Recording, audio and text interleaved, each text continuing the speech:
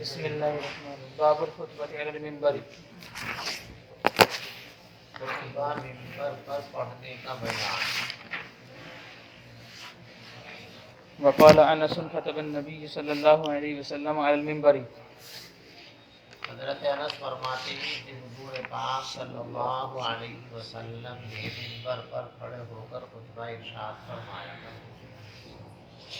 وبه قال حدثنا قتيبة قال حدثنا يعقوب بن عبد الرحمن بن محمد بن عبد الله بن عبد القادر القرشي الاسكندري اني قال حدثنا ابو حازم بن دينار ان رجالا اتوا سهل بن سعد الساعدي قال ائتمروا في المنبر وقد امتروا في المنبر مما عوده فسألوه عن ذلك فقال والله إني لأعرف مما هو ولقد رأيته أول يوم وزع وأول يوم جلس عليه رسول الله صلى الله عليه وسلم أرسل رسول الله صلى الله عليه وسلم إلى فلانة امرأة من الأنصار قد سماها سهل مري غلامك النجار أن يعمل لي أعبادا أجلس عليهن إذا كلمت الناس فأمرته فعملها من طرفاء الغابة ثم جاء بها فأرسلت إلى رسول الله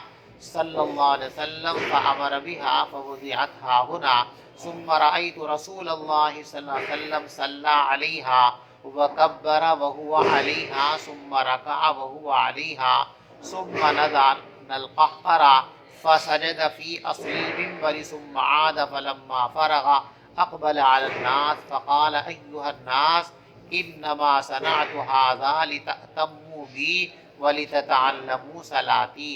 میں نے ممبر پر نماز پڑھنے کا یہ عمل اس لیے کیا ہے تاکہ تم میری اقتدا کر سکو اور نماز پڑھنے کا طریقہ مجھ سے سیکھ سکو۔ یہ روایت پیچھے کئی مرتبہ گزر چکی ہے، صرف اتنی سی بات ثابت کرنے کے واسطے لائے ہیں کہ حضور پاک صلی اللہ علیہ وسلم نے کھڑے ہو کر بات کی اور اسی کا نام خطبہ ہے۔ چلیے۔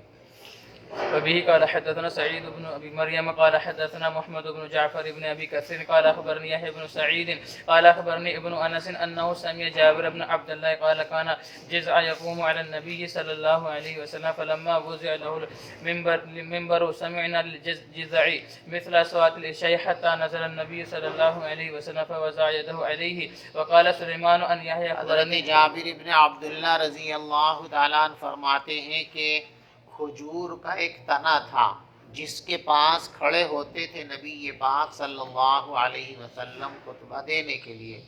جب آپ کے لیے ممبر بچھا دیا گیا، رکھ دیا گیا، تو ہم نے اس تنے کے اندر سے ایسی آوازیں سنی جیسے گیابھن اونٹنی کے کراہنے کی آواز ہوتی ہے، یہاں تک کہ حضور ممبر سے اترے فوضع یدہ علیہ اور اس ٹہنی پر اس تنے پر ہاتھ رکھا۔ اور سلیمان یحییٰ کے حوالے سے نقل کرتے ہیں کہ حفص بن عبید اللہ نے یہ نقل کیا ہے کہ انہوں نے جابر سے یہ بات سنی ہے۔ چلیے۔ وبه قال حدثنا آدم بن ابي اياس قال حدثنا ابن ابي ذئب عن الزهري عن سالم عن ابيه قال سمعت النبي صلى الله عليه وسلم يخطب على المنبر فقال من جاء الى الجمعه فليغتسل۔ جو جمعے کے لیے آئے اس کو غسل کر کے آنا چاہیے۔ چلیے۔ باب الخطبة قائما۔ خطبہ کھڑے ہو کر پڑھنا سنت ہے۔ جمعہ کا خطبہ اور عید کا خطبہ یہ کھڑے ہو کر پڑھنا سنت ہے۔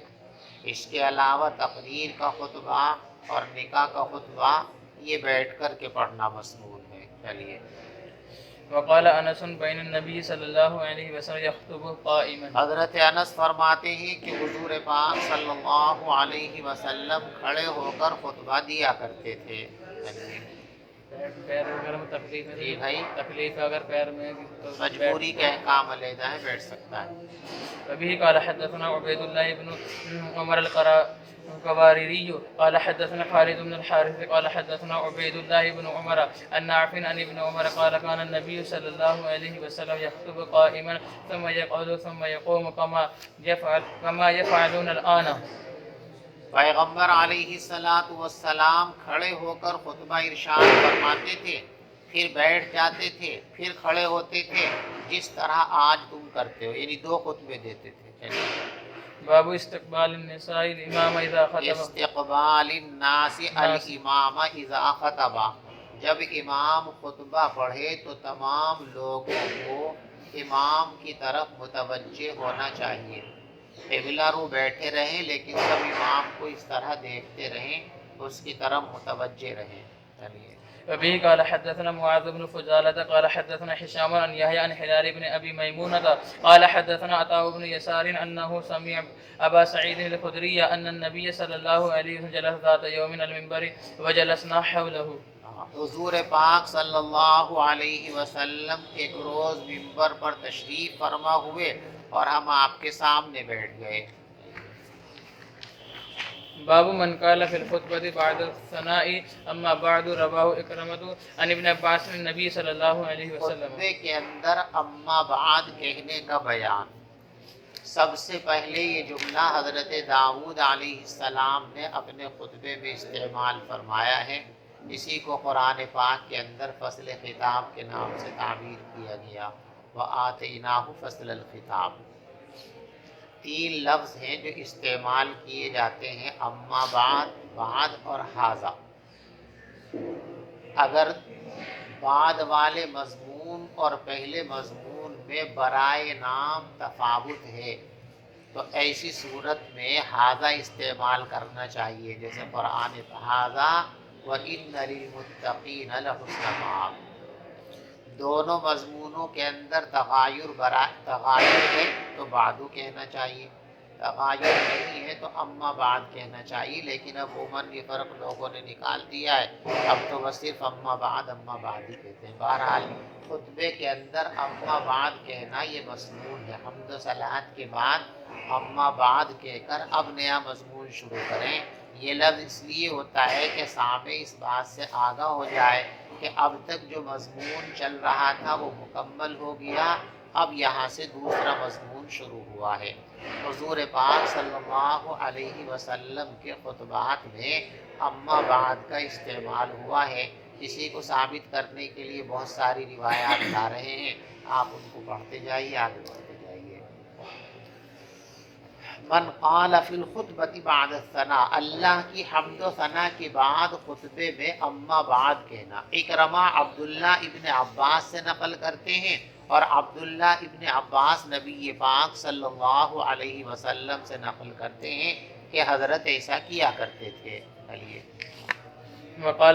وقال محمود وبه قال حدثنا ابو اسامہ قال حدثنا هشام بن عروہ قال اخبرتني فاطمہ بنت المنذر. دیکھو یہ روایت لمبی روایت ہے اور کتاب العلم کے اندر یہ روایت گزر چکی ہے. اسی کتاب کے اندر اس میں حضرت نے خطبے کا ذکر فرمایا اور اس میں اما بعد کا لفظ آیا. بس اس طرف توجہ دلانے کے واسطے یہ روایت لائے ہیں، میں آپ کے سامنے پڑھ دیتا ہوں.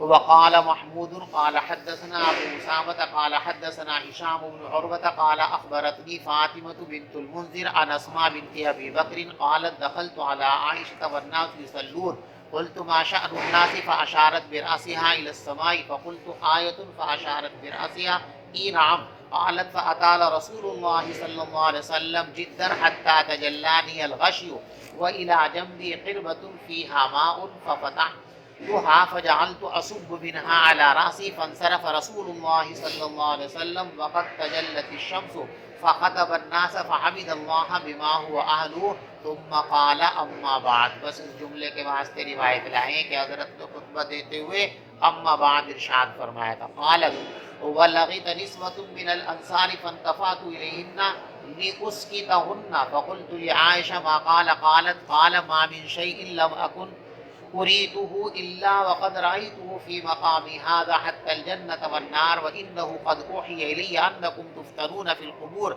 مثل أو قريبا من فتنة المسيح الدجال يؤتى أحدكم فيقال ما علمك بهذا الرجل فأما المؤمن أو قال الموقن شك هشام فيقول هو رسول الله صلى الله عليه وسلم هو محمد جاءنا بالبينات والهدى فآمنا وأجبنا واتبعنا وصدقنا فيقال نم صالحا قد كنا نعلم إنك كنت لمؤمنا به وأما المنافق وبالمرتاب شك هشام فيقال ما علمك بهذا الرجل فيقول لا أدري سمعت الناس يقولون شيئا فقلت قال هشام فلقد قالت لي فاطمة فأوعيته غير أنها ذكرت ما يغلظ عليه. چلیے.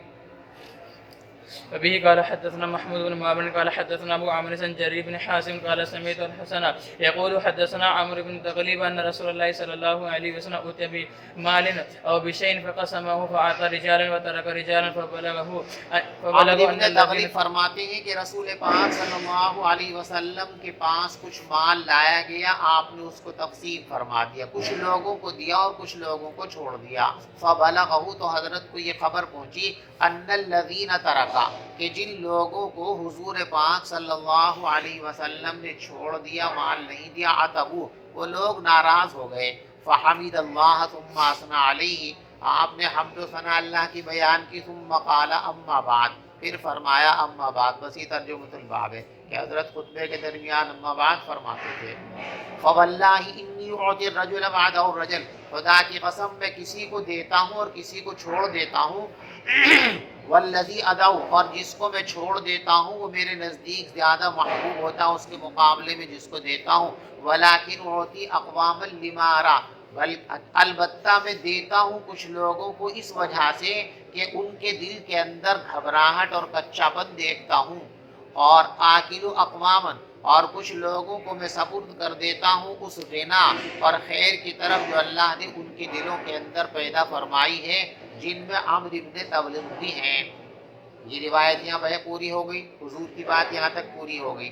اس بات کو بیان کرنے کے بعد اب فخر کے ساتھ عمرو بن تغلب کہا کرتے تھے کہ حضور نے جو میرا نام شامل کیا ان لوگوں میں کہ جن کے دل کے اندر اللہ نے غنا رکھی ہے، خیر رکھی ہے، یعنی مجھ پر حضرت نے اعتماد کا اظہار کیا، اس سے مجھے اتنی خوشی ہے کہ اگر مجھے ساری دنیا کی دولت بھی دے دی جاتی اس سے اتنی خوشی نہیں ہوتی، اتنی خوشی پیغمبر علیہ الصلوۃ والسلام کی تائید سے ہوئی ہے. خدا کی قسم ما احب میں پسند نہیں کروں گا کہ اس ایک لفظ کے بدلے میں مجھے سرخ اونٹ دے دیے جائیں. وبه قال حدثنا يحيى بن بكير قال حدثنا ليس بن قيل بن شهاب قال اخبرني عروة ان عائشة رضي الله عنها اخبرته ان رسول الله صلى الله عليه وسلم خرج ليلا من جوف الليل فصلى في المسجد فصلى رجال بصلاته فاصبح الناس فحدثوا فاجتمع اكثر منهم فصلوا معه فاصبح الناس فحدثوا فاكثر اهل المسجد من الليلة الثالثة فخرج رسول الله صلى الله عليه وسلم فصلوا بصلاته فلما كانت الليلة الرابعة عجز المسجد عن أهله حتى خرج لصلاة الصبح فلما قضى الفجر أقبل على الناس فتشهد ثم قال أما بعد. یہ ترجمۃ الباب. حضرت نے اما بعد فرمایا فإنه لم يخف علي مكانكم لكني خشيت أن تفرض عليكم فتعجزوا عنها. تابع یونس. یہ روایت بھی چند دن پہلے اسی کتاب میں گزر چکی ہے. چلیے. وبه قال حدثنا ابو اليمان قال اخبرنا شعيب بن الزهري قال اخبرني عروة عن ابي حميد الساعدي انه اخبره ان رسول الله صلى الله عليه وسلم قام عشية بعد صلاة فتشهد واثنى على الله بما هو اهله ثم قال اما بعد. تابعه ابو معاوية وابو اسامة عن هشام عن ابيه عن ابي حميد عن النبي صلى الله عليه وسلم قال اما بعد. تابعه أدني عن سفيان في أما بعد. وبه قال حدثنا أبو اليمان قال أخبرنا شعيب بن الزهري قال حدثنا علي بن الحسين عن المسور بن مخرمة قال قام رسول الله صلى الله عليه وسلم فسمعت حين تشهد يقول أما بعد. تابعه الزبيدي عن الزهري. وبه قال حدثنا اسماعيل بن ابان قال حدثنا ابن الغسل قال حدثني كرامة عن ابن عباس قال سعيد النبي صلى الله عليه وسلم المنبر وكان آخر مجلس جلسه متعطفا ملحفة على منكبيه وقد أصاب رأسه بعصابة دسمة فحمد الله وأثنى عليه ثم قال يا أيها الناس إلي. حضرت عبداللہ بن عباس رضی اللہ تعالیٰ عنہ فرماتے ہیں کہ رسول پاک صلی اللہ علیہ وسلم منبر پر تشریف فرما ہوئے اور یہ آپ کا منبر پر آخری مرتبہ بیٹھنا ہے، اس کے بعد پھر کبھی آپ منبر پر تشریف فرما نہیں ہوئے. اس طرح تھے اپنی چادر لپیٹے ہوئے تھے اپنے مونڈوں پر. قد عصب رأسه بعصابہ سر پر پٹی بندھی ہوئی تھی. فحمد اللہ واثنى علیہ حضرت نے حمد و ثنا بیان فرمائی. ثم قال ایھا الناس الیہ پھر فرمائے لوگوں میرے قریب ہو جاؤ. فصابوا الیہ لوگ تیزی سے آپ کی طرف بڑھے. پھر آپ نے فرمایا اما بعد. فإن هذا الحي من الأنصار يقلون ويكثر الناس، یہ انصار کا جو قبیلہ ہے یہ گھٹتے جائیں گے اور لوگ بڑھتے جائیں گے، یعنی اسلام پھیلتا جائے گا، مختلف قبیلوں کے اندر اسلام پہنچ جائے گا، لیکن انصار جو ہے یہ چونکہ ایک خاص عمل کی بنیاد پر ان کو یہ لقب ملا ہے اور وہ ہے نصرت۔ اب فتح مکہ کے بعد ہجرت نہیں ہے تو نصرت بھی نہیں ہے، لہٰذا یہ جو دو قبیلے ہیں بس یہی انصار رہیں گے، ان کے علاوہ کسی اور قبیلے کو انصار ہونے کا فخر اور امتیاز حاصل نہیں ہوگا، اس لیے کہ یہ کوئی برادری کا لقب نہیں ہے بلکہ یہ ایک عمل کی بنیاد پر ایک لقب ہے، لہٰذا جن کو یہ عمل کرنے کا موقع ملا وہی انصار کہلائیں گے، کوئی اور انصار نہیں کہلائے گا۔ ہاں ان کی جو اولادیں ہوں گی وہ قیامت تک نسبتاً اپنے آپ کو انصاری کہلانے کے حقدار ہوں گی۔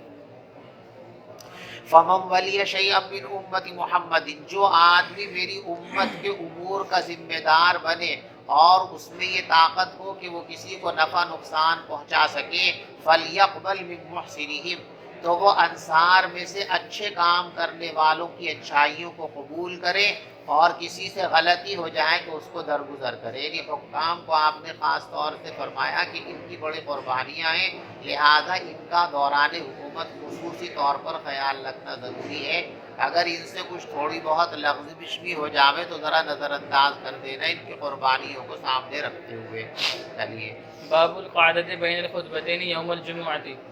دیکھو جمعہ کے دن دو خطبے ضروری ہیں یا خطبہ ضروری ہے؟ سنت تو دو ہی خطبے ہیں، لیکن دونوں خطبے فرض اور شرط ہیں یا فرض اور شرط نہیں ہے، اس میں اختلاف ہے۔ حضرت امام مالک رحمۃ اللہ علیہ اور حضرت امام اعظم ابو حنیفہ رحمۃ اللہ علیہ، ان دونوں بزرگوں کی رائے یہ ہے کہ صحت جمعہ کے لیے مطلق خطبہ شرط ہے۔ ایک خطبہ بھی اگر پڑھ دیا جمعے کی نماز درست اور صحیح ہو گئی، دو خطبے پڑھنا فرض اور ضروری نہیں ہے۔ حضرت امام شافعی رحمۃ اللہ علیہ اور امام احمد ابن حنبل رحمۃ اللہ علیہ، ان حضرات کی رائے یہ ہے کہ دو خطبے فرض ہیں۔ اگر کوئی آدمی ایک ہی خطبہ پڑھے، دو خطبوں کے دونوں کے درمیان نہ بیٹھے تو اس کی نماز درست اور صحیح نہیں ہوگی، لیکن ہمارے نزدیک یہ چیز فرض اور لازم نہیں ہے۔ اگر کسی نے ایک ہی خطبہ پڑھ دیا بیچ میں نہیں بیٹھا تو ابھی اس کی نماز درست اور صحیح ہو جائے گی، البتہ سنت یہی ہے کہ دونوں خطبوں کے درمیان بیٹھنا چاہیے، دو خطبوں کو علیحدہ علیحدہ ممتاز کرنا چاہیے، مفصل کرنا چاہیے۔ دونوں خطبوں کے درمیان جمعہ کے دن بیٹھنے کا بیان۔ چلیے وبه قال حدثنا مسدد قال حدثنا بشر المفضل قال حدثنا عبيد الله النافع عن عبد الله قال كان النبي صلى الله عليه وسلم يخطب خطبتين يقعد بينهما۔ چلیے باب الاستماع الى الخطبة۔ خطبے کو توجہ کے ساتھ سننا۔ دیکھو جمہور علماء کے یہاں خطبہ سننا فرض ہے، واجب ہے، لیکن امام شافعی رحمۃ اللہ علیہ اس کی سنیت کے قائل ہیں، لہٰذا جو لوگ اتنے پیچھے بیٹھے ہوئے ہوں جہاں تک آواز نہ پہنچ رہی ہو وہ کیا کریں؟ ہمارے نزدیک ان کو بھی خاموش اسی طرح بیٹھنا چاہیے جس طریقے سے سننے والا خاموش بیٹھا رہتا ہے، اور وہ فرماتے ہیں کہ اگر آواز نہیں آ رہی ہے تو ذکر میں لگ جائے، سبحان اللہ الحمدللہ پڑھنا شروع کر دے، کسی بھی کام میں لگ سکتا ہے۔ چلیے وبه قال حدثنا آدم قال حدثنا ابن أبي ذئب عن الزهري عن أبي عبد الله أغر عن أبي هريرة قال قال النبي صلى الله عليه وسلم إذا كان يوم الجمعة وقفت الملائكة على باب المسجد يكتبون الأول فالأول ومثل المحجر ومثل الذي يهدي بدنة ثم كان الذي يهدي بقرة۔ پیغمبر علیہ السلام نے ارشاد فرمایا کہ جب جمعہ کا دن ہوتا ہے تو فرشتے مسجد کے دروازے پر آ کر کھڑے ہو جاتے ہیں اور پہلے آنے والے کو لکھتے ہیں، پھر ان کے بعد والوں کو، اور جو سب سے پہلے آتا ہے اس کی مثال ایسی ہے جیسے اس شخص کا ثواب جس نے ایک اونٹ اللہ کے راستے میں قربان کیا۔ ثم کالذی یہدی، پھر اس کے بعد جو آتا ہے اس کی مثال ایسی ہے جیسے ایک گائے اللہ کے راستے میں قربان کر دی، ثم کبشن، پھر ایک میڈھے کی برابر ثواب ملتا ہے، ثم دجاجہ، پھر مرغی کی برابر، ثم بیضۃ، پھر انڈے کی برابر، فإذا خرج الامام، پھر جب امام منبر کی طرف نکل آتا ہے، طووا صحفهم، تو یہ اپنے رجسٹروں کو لپیٹ دیتے ہیں اور بند کر دیتے ہیں، وَيَسْتَمِعُونَ الذِّكْرَ، اور خطبہ سننے لگتے ہیں۔ یہی ترجمۃ الباب ہے کہ جب فرشتے خطبہ غور سے سنتے ہیں، حالانکہ وہ تو براہ راست اس کے مخاطب بھی نہیں ہیں، ہم جب براہ راست اس کے مخاطب ہیں تو ہم کو بدرجہ اولیٰ توجہ کے ساتھ خطبے کو سماعت کرنا چاہیے۔ چلیے، باب اذا رأى الامام رجلا جاء وهو يخطب امره ان يصلي ركعتين۔ جب امام کسی شخص کو دیکھے کہ وہ آیا ہے اور امام خطبہ دے رہا ہے تو امام اسے 2 رکعت نماز پڑھنے کے لیے کہے۔ دیکھو، خطبہ شروع ہونے کے بعد 2 رکعت تحیۃ المسجد پڑھنی چاہیے کہ نہیں پڑھنی چاہیے، یہ مسئلہ اگلے باب کے اندر آ رہا ہے۔ اس باب کا مقصد ان رکعتوں کا بیان نہیں ہے، بلکہ اس باب کا مطلب یہ ہے کہ حضرت امام بخاری رحمۃ اللہ علیہ یہ بیان فرما رہے ہیں کہ دوران خطبہ بات چیت کرنے کی جو بندش اور پابندی ہے وہ عام لوگوں کے لیے ہے۔ امام کو اگر ضرورت ہو تو وہ بات کر سکتا ہے، امر بالمعروف اور نہی عن المنکر کر سکتا ہے۔ کوئی کام کسی کو کہنا ہے تو وہ خطبے کے دوران بھی کہہ سکتا ہے۔ کسی آدمی کو کوئی غلط کام کرتے ہوئے امام دیکھے تو خطبے کے دوران خطبہ روک کر اس کو ڈانٹ سکتا ہے، اس کو منع کر سکتا ہے، پھر اس کے بعد خطبہ پورا کر دے۔ امام کے لیے اس کی اجازت ہے۔ خطبہ دیتے دیتے امام امر بالمعروف اور نہی عن المنکر کر سکتا ہے، اس کے لیے بندش اور پابندی نہیں ہے۔ امام کے علاوہ جتنے حاضرین مسجد ہیں ان کو نہ امر بالمعروف کی اجازت ہے نہ نہی عن المنکر کی اجازت ہے۔ امام کو دوران خطبہ ان دونوں کاموں کی اجازت ہے۔ سمجھ میں آگی بات؟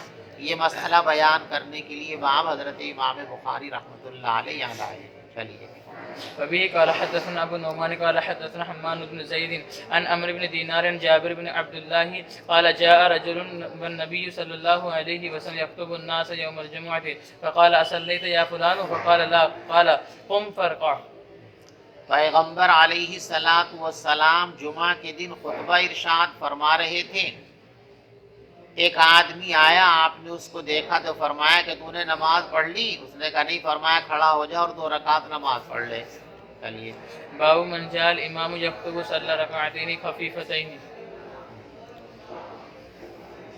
کوئی آدمی مسجد میں اس وقت حاضر ہو جب امام جمعے کے خطبے میں مصروف ہو گیا، مشغول ہو گیا، خطبہ شروع ہو گیا، تو اب اس آدمی کو مسجد میں آ کر 2 رکعت تحیۃ المسجد پڑھنی چاہیے یا آ کر کے بیٹھ جانا چاہیے؟ بعض حضرات اس روایت کی روشنی میں اس بات کے قائل ہیں اور غیر مقلدین نے تو اس کو بڑا اہم بنا دیا ہے کہ جو بھی آئے دوران خطبہ، یعنی عام دنوں کے اندر آئے تو تحیۃ المسجد پڑھنے کا اہتمام نہیں ہے، جمعہ کے دن خطبے کے دوران آئے تو 2 رکعت تحیۃ المسجد ضرور پڑھیں، اور اس روایت کو بنیاد بناتے ہیں۔ تو آپ اس کو اچھی طریقے سے سمجھ لیجیے۔ پہلی بات تو یہاں پر آپ یہ سمجھیے کہ یہ روایت فعلی ہے، یہ روایت جو ہے اس کو جو ہے قولی بنا دیا ہے بعض لوگوں نے، یعنی حضور پاک صلی اللہ علیہ وسلم کے زمانے میں ایک بار یہ صورتحال پیش آئی کہ حضرت سلیق غطفانی رضی اللہ تعالیٰ عنہ جو انتہائی خستہ حال تھے، بوسیدہ اور پھٹے ہوئے کپڑے پہن کر آئے، مسجد میں آئے تو آپ نے ان سے فرمایا کھڑے ہو کے 2 رکعت نماز پڑھو۔ اب امام کسی سے کہے پڑھیے بھائی 2 رکعت تو سب متوجہ ہو جائیں گے بھی کون صاحب۔ سب لوگوں نے دیکھا ان کی پھٹی پرانی حالت کو۔ اس کے بعد پیغمبر علیہ السلام نے خطبے میں لوگوں کو صدقے کی تلقین فرمائی تو لوگوں نے بہت سارے صدقے دیے، چنانچہ کپڑوں کے ڈھیر لگ گئے ممبر کے پاس۔ آپ نے ان میں سے ایک جوڑا اٹھا کر سلیق غطفانی کو دے دیا، ان کی ضرورت پوری ہو گئی، اور باقی اٹھا کر کے رکھ دیے دیگر ضرورت مندوں کے لیے۔ یہ واقعہ پیش آیا حضور پاک صلی اللہ علیہ وسلم کے زمانے میں۔ اس کو بنیاد بنا کر بعض لوگ اس بات کے قائل ہیں کہ اب ہر شخص کے لیے ضروری ہے کہ وہ دوران خطبہ جمعہ کے دن مسجد میں آئے تو 2 رکعت نماز تحیت المسجد اس کو پڑھنی چاہیے، اور وہ نہ پڑھے تو امام کو کہنا چاہیے کہ پڑھ لے بھائی۔ لیکن یہ بات درست اور صحیح نہیں ہے، یہ صرف ان کی خصوصیت تھی، اور زندگی میں بوجہ ضرورت ایک بار ایسا ہوا ہے، یہ سنت نہیں ہے۔ پہلے بار بار یہ بات ہم آپ کو بتا چکے ہیں کہ رسول پاک صلی اللہ علیہ وسلم نے بہت سارے کام کسی وقتی مصلحت کی بنیاد پر، کسی ضرورت کی بنیاد پر، یا کسی مسئلے کی وضاحت کے طور پر کیے ہیں۔ وہ ساری کی ساری چیزیں سنت کا مصداق نہیں ہیں، حدیث ہیں لیکن سنت نہیں ہیں، ان پر سنت کی حیثیت سے عمل نہیں کیا جائے گا۔ ہاں کبھی اسی طرح کی ضرورت پیش آ جائے تو جواز اس طرح کا معاملہ کر سکتے ہیں۔ یہ حضور کی سنت نہیں ہے۔ اس کی دلیل یہ ہے کہ حضور پاک صلی اللہ علیہ وسلم کی پوری زندگی میں اس ایک واقعے کے علاوہ کوئی دوسرا واقعہ ایسا نہیں ملتا ہے جہاں صحابہ آ کر اس وقت سنت پڑھتے ہوں اور حضور پاک صلی اللہ علیہ وسلم ان کو سنت پڑھنے کا حکم دیتے ہوں۔ اگر یہ سنت ہوتی تو ظاہر بات ہے کہ خطبہ شروع ہونے کے بعد ایسا تو نہیں ہے کہ پوری زندگی میں صرف حضرت صلیح کی تشریف لائیں اور کوئی نہ آیا ہو۔ یقیناً ایسا ہوا ہوگا کہ حضرت صلیح کے علاوہ کوئی اور بھی بعد میں آیا ہو، تو اگر یہ مستقل سنت ہوتی تو سب کے ساتھ یہ معاملہ ہوتا، اور حضرات صحابہ کرام میں بھی یہ عمل نہیں تھا۔ ابھی پیچھے آپ نے روایت پڑھی کہ حضرت عثمان غنی رضی اللہ تعالیٰ عنہ ایک مرتبہ اس وقت مسجد نبوی میں داخل ہوئے جب حضرت عمر نے خطبہ شروع فرما دیا تھا، تو حضرت عمر نے ان سے کیا کہا، دیر سے کیوں آئے ہو؟ انہوں نے کہا جی بس ہو گئی دیر، وضو کے علاوہ ذرہ برابر بھی گھر نہیں ہوتا۔ فرمایا الوضو ایضا یکنشد دوشد، ایک تو دیر سے آئے، اوپر سے غسل کر کے نہیں آئے، وضو کر کے آ گئے۔ تو نہ تو حضرت عثمان نے نماز پڑھی اس وقت، اگر اس وقت نماز پڑھنا سنت ہوتا، حضور کی تعلیم مستقل ہوتی، تو حضرت عثمان رضی اللہ تعالیٰ عنہ اس کو ترک کر سکتے تھے؟ نہیں کر سکتے تھے نا۔ اور اگر یہ بھی غفلت کا شکار ہو جاتے، مان لیجئے، تو جیسے غسل کی سنت ترک کرنے پر حضرت عمر نے عتاب فرمایا کہ اچھا صرف وضو کر کے آئے، غسل کر کے نہیں آئے ہو، تو یہاں بھی تو کہتے کہ بیٹھ کیوں گئے ہو؟ ایک تو دیر سے آئے، اوپر سے بیٹھ گئے، تحیت المسجد پڑھو۔ نہ حضرت عثمان نے پڑھی ہے اور نہ ہی حضور جو ہے حضرت عمر فاروق رضی اللہ تعالیٰ نے ان کو پڑھنے کے لیے حکم دیا ہے۔ معلوم ہوا یہ حضور کی سنت نہیں ہے، لہذا اس موقع پر تحیت المسجد نہیں پڑھنی ہے۔ اب سوال یہ ہے کہ یہاں حضور نے کیوں پڑھوائی؟ تو اس کو اچھی طریقے سے ذہن میں رکھو۔ حضور پاک صلی اللہ علیہ وسلم نے ان سے خطبے کے دوران نماز نہیں پڑھوائی۔ نسائی، دارقطنی وغیرہ کی روایتوں کے اندر اس بات کی صراحت موجود ہے کہ جب صلیح کے غطفانی آئے ہیں اس وقت تک حضور پاک صلی اللہ علیہ وسلم نے خطبہ شروع ہی نہیں فرمایا تھا۔ خطبہ شروع کرنے کے لیے آ کر ممبر پر بیٹھ گئے تھے، ابھی خطبہ شروع نہیں فرمایا تھا۔ تو مسئلہ یہ ہے کہ خطبہ شروع ہونے کے بعد تحیت المسجد پڑھیں یا نہ پڑھیں، اور صلیح کے غطفانی کو جو پڑھوائی ہے وہ خطبہ شروع ہونے سے پہلے پڑھوائی ہے، تو اس روایت کا اس مسئلے سے کوئی تعلق ہی نہیں ہے۔ اور نسائی شریف کے اندر اس کی اور مزید وضاحت موجود ہے کہ صلیح کے غطفانی آئے تو حضرت نے اپنا خطبہ روکے رکھا یہاں تک حتی یفرغ، یہاں تک کہ نماز سے فارغ ہو گئے۔ تو انہوں نے تحیت المسجد جو پڑھی ہے وہ دوران خطبہ نہیں پڑھی ہے، خطبہ تو اس وقت تک شروع ہی نہیں ہوا تھا، اور حضرت نے ایک ضرورت کی وجہ سے ان کو یہ عمل کرنے کے لیے فرمایا تھا۔ لہذا خطبے کا وقت ہو جاوے، امام ممبر پر آ کر کے بیٹھ جائے تو اب نہ کلام کی اجازت ہے نہ صلاۃ کی اجازت ہے، فلا صلاۃ ولا کلام، نہ نماز پڑھنا جائز ہے نہ آپس میں بات چیت کرنا جائز ہے۔ چلیے وبه قال حدثنا علي بن عبد الله قال حدثنا سفيان عن عمرو سمع جابرا قال دخل رجل يوم الجمعة والنبي صلى الله عليه وسلم يخطب فقال صليت قال لا قال قم فصلي ركعتين باب رفع اليدين في الخطبة. خطبے میں ہاتھ اٹھانے کا بیان. دیکھو ہاتھ اٹھانے کے دو مطلب ہو سکتے ہیں، ایک دعا کے لیے ہاتھ اٹھانا اور ایک تقریر میں جو زور خطابت میں انسان ہاتھ ہلاتا ہے وہ مراد. تو زور خطابت کے طور پر ہاتھ نہیں نچانا چاہیے. تقریر میں بہت سے لوگ بہت نچاتے ہیں نا، ہاتھ پہ پتہ کرسی توڑ دیں گے، توڑ بھی دیتے ہیں بہت سے، باقاعدہ. یہ چیزیں سب خلاف سنت ہیں. زیادہ سے زیادہ صرف ایک انگلی سے، کبھی کبھی حضور پاک صلی اللہ علیہ وسلم کسی مسئلے کی اہمیت کو ظاہر کرنے کے لیے دوران تقریر اور دوران خطبہ انگشت شہادت سے اس طرح اشارہ فرما دیا کرتے تھے. لہذا خطیب اور مقرر کو اس طرح اشارہ کرنے کی حد تک اجازت اور گنجائش ہے کہ وہ تقریر میں اس طرح ہاتھ سے ہلکا پھلکا اشارہ کر لے تو کوئی حرج کی بات نہیں. اور اگر دعا کے لیے ہاتھ اٹھانا مراد ہو یہاں پر تو اس کا مسئلہ یہ ہے کہ دیکھو دعائیں دو طرح کی ہیں.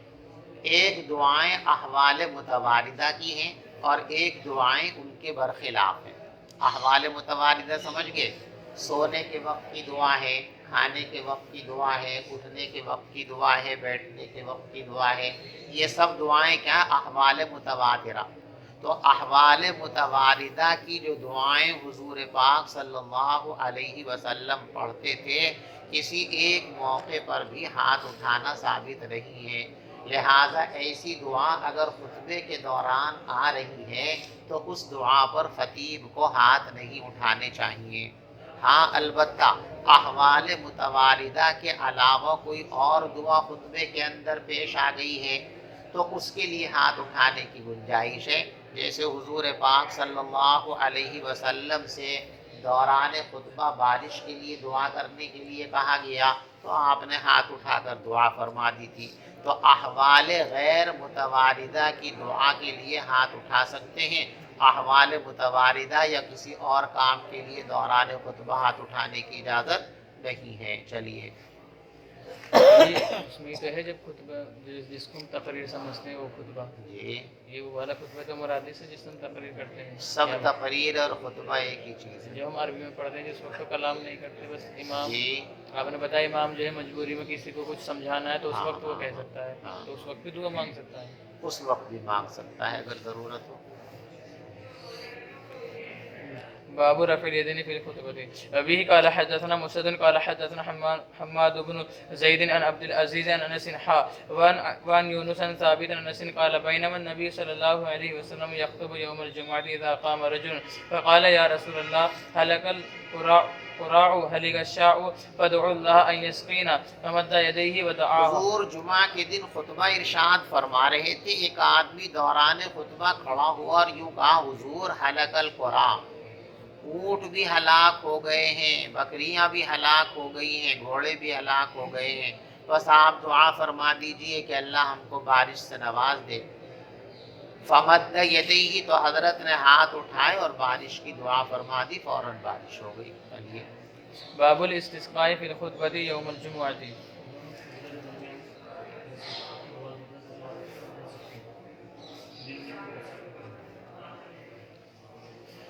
باب الاستسقاء في الخطبة يوم الجمعة. جمعہ کے خطبے کے دوران بارش کی دعا مانگی جا سکتی ہے. حضور پاک صلی اللہ علیہ وسلم نے مانگی، جیسے ابھی روایت آپ نے پڑھی. چلیے وبه قال حدثنا ابراهيم المنذر قال حدثنا ابو الوليد بن مسلم قال حدثنا ابو عمرو قال حدثني اسحاق بن عبد الله بن ابي طلحه عن انس بن مالك قال كان ثابت الناس سنۃ. حضور پاک صلی اللہ علیہ وسلم کے زمانے میں لوگوں پر قحط پڑ گیا. فبین النبی، پیغمبر علیہ الصلاۃ والسلام جمعہ کے دن خطبہ ارشاد فرما رہے تھے. قام اعرابی، ایک دیہاتی کھڑے ہوئے اور یوں کہا یا رسول اللہ ہلک المال وجاء العیال، جانور مرنے لگے ہیں اور بچے بھوکے ہو گئے ہیں. فادع اللہ لنا، آپ اللہ سے بارش کی دعا فرما دیجئے۔ فرفع یدیہ، حضرت نے دعا کے لیے ہاتھ اٹھا دیے۔ وما نری فی السماء قطعۃ، اور ہم بادل کا ذرا سا ٹکڑا بھی آسمانوں میں نہیں دیکھ رہے تھے۔ فوالذی نفسی بیدی، قسم خدا کی، ما وضعہا، حضرت نے ہاتھ دعا مانگ کر نیچے بھی نہیں فرمائے تھے۔ حتی صار السحاب امثال الجبال، یہاں تک کہ پہاڑوں جیسے بادل آسمانوں پر نظر آنے لگے۔ ثم لم ينزل عن منبرہ، پھر حضرت ممبر سے اترنے بھی نہیں پائے تھے کہ بارش ہو گئی، یہاں تک کہ میں نے دیکھا کہ بارش کا پانی آپ کی داڑھی پر ٹپک رہا تھا۔ فمطرنا یومنا ذالک، اس پورے دن بارش ہوتی رہی۔ ومن الغد، اگلے دن بھی ہوتی رہی، پھر اگلے دن بھی ہوتی رہی، پھر ہوتی رہی، پھر ہوتی رہی، یہاں تک کہ دوسرے جمعہ تک مسلسل بارش ہوتی رہی۔ پھر حضور کھڑے ہوئے تو پھر وہ دیہاتی کھڑا ہوا یا اس کے علاوہ کوئی دوسرے شخص کھڑے ہوئے اور کہا حضور تہدم البنا، مکان گرنے شروع ہو گئے ہیں، غرق المال، جانور پانی میں ڈوبنے شروع ہو گئے ہیں، فادعوا اللہ لنا، بارش بند ہونے کی دعا فرما دیجئے۔ فرفع یدی، حضرت نے پھر ہاتھ اٹھائے۔ فقال اللہم حوالینا ولا علینا، اے اللہ ہمارے اطراف کے اندر بارش فرما، ہمارے اوپر نہ فرما۔ فما یشیر بیدی، حضرت نے فرمایا تھا کہ حوالینا لا علینا، ایسے انگلی گھمائی تھی، جدھر جدھر کو آپ کی انگشت مبارک گئی وہاں سے بادل چھٹتا چلا گیا۔ بس آپ نے اپنے دست مبارک سے اشارہ نہیں کیا کسی طرف، مگر وہیں سے جو ہے بادل کھلتا چلا گیا، اور مدینہ بالکل ایسا ہو گیا بیچ میں، اور وادی 1 مہینے تک پانی بہتا رہا، اور جو آدمی بھی کسی طرف سے آتا وہی کہتا جی ادھر سے آ رہا وہاں بھی بارش ہو رہی، وہاں سے آ رہا وہاں بھی بارش ہو رہی۔ چلیے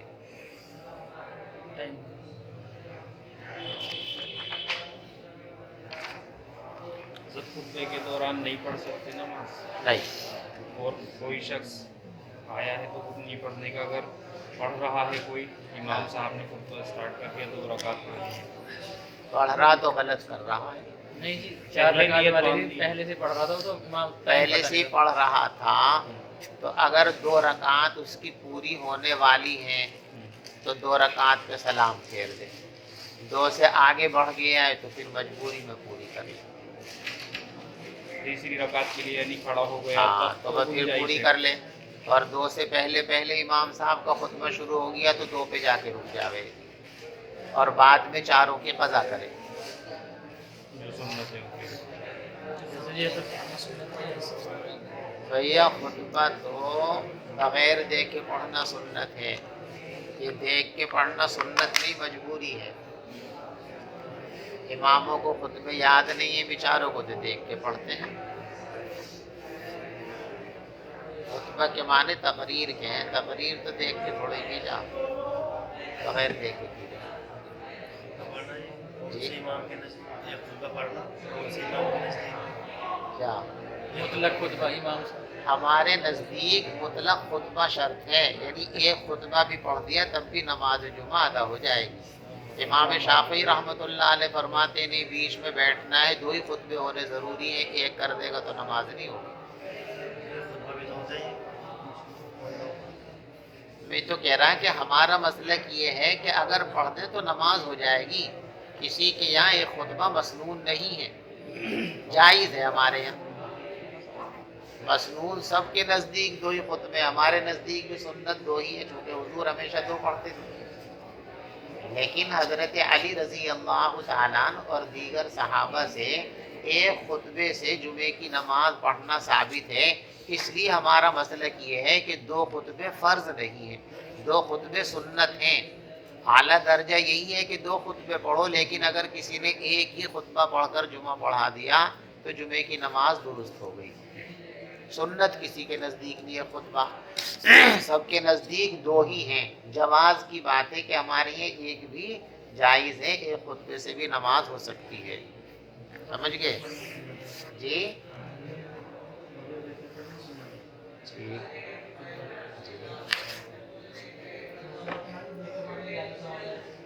قرآن کیا کوئی دوسری فقہ چلتی ہوگی. حضرت قرآن کے بارے میں بتاتے ہیں کہ جی. دیکھ کر پڑھنا. ہاں قرآن دیکھ کر پڑھنا زیادہ بہتر ہے، اس لیے کہ اس میں پڑھنے کا بھی ثواب ملتا ہے، دیکھنے کا بھی ثواب ملتا ہے.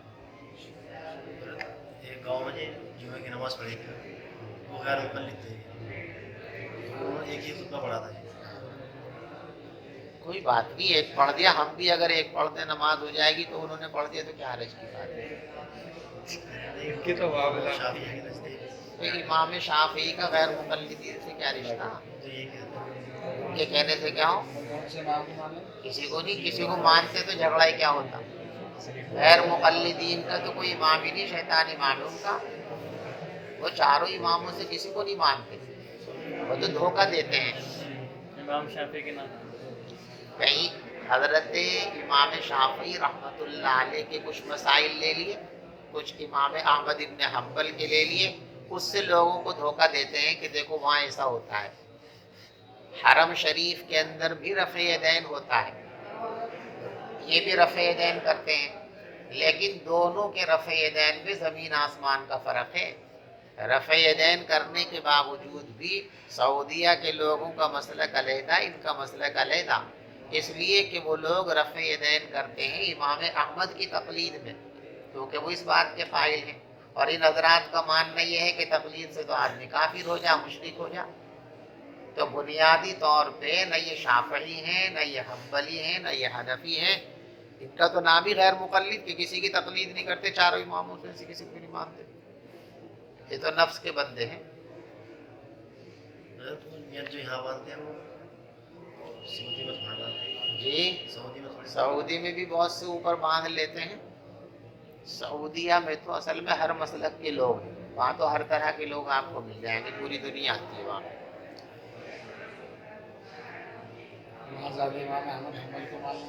ہاں اصلاً جو سعودیوں کا مسلک ہے وہ حنبلی مسلک ہے. آپ کوئی شرط نہیں کہ ہمارے قانون فالو کرنا پڑے گا؟ نہیں تو